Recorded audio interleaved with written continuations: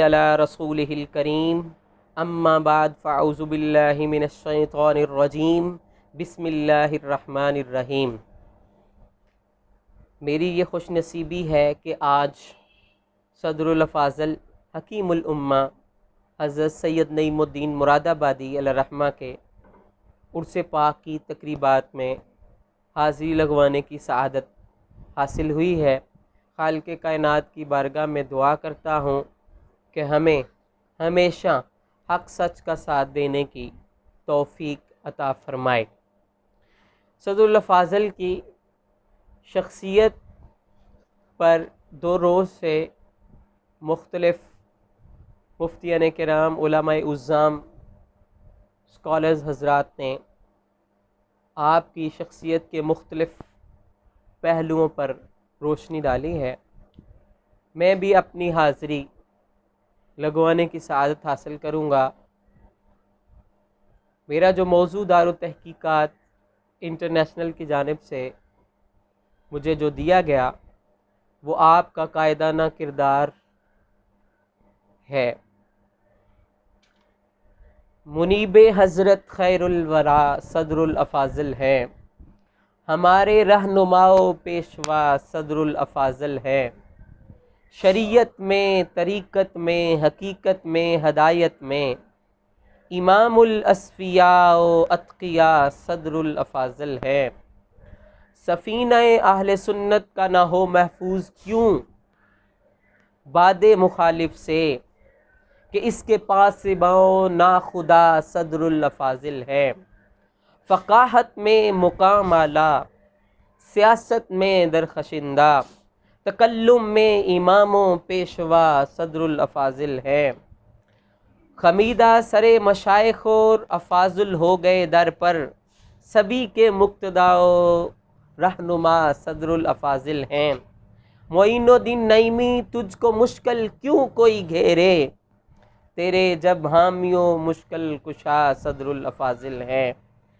حضرات ذی وقار حضرت صدر الافاضل رحمہ کی قابل قدر دینی خدمات زرعی حروف سے لکھنے کے قابل ہیں۔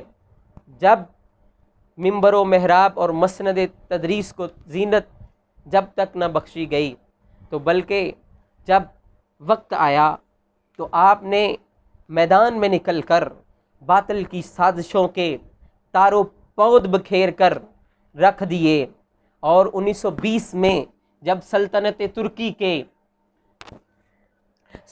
ترکی کے تحفظ اور حمایت کے لیے خلافت کمیٹی بنائی گئی تھی تو اس وقت لیڈروں نے اور جو ہندوؤں کے ساتھ مل کر جد و جہد شروع کی تھی تاکہ ترکی کے مقبوضات واپس دلائے جائیں۔ ہنود کے ساتھ راہ و رسم اس حد تک پہنچ گئی تھی کہ ہندو مقتدا اور مسلمانوں کے لیڈر مقتدی بن گئے۔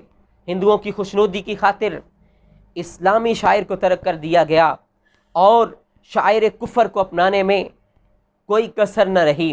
اس نازک موقع پر صدر الافاضل نے مسلمانوں کو بر وقت رہنمائی دی، بر وقت واشگاف الفاظ میں آپ نے فرمایا، جہاں تک اہل علم کی امداد و اعانت کا سوال ہے تو اس کے فرض ہونے میں کوئی شک نہیں۔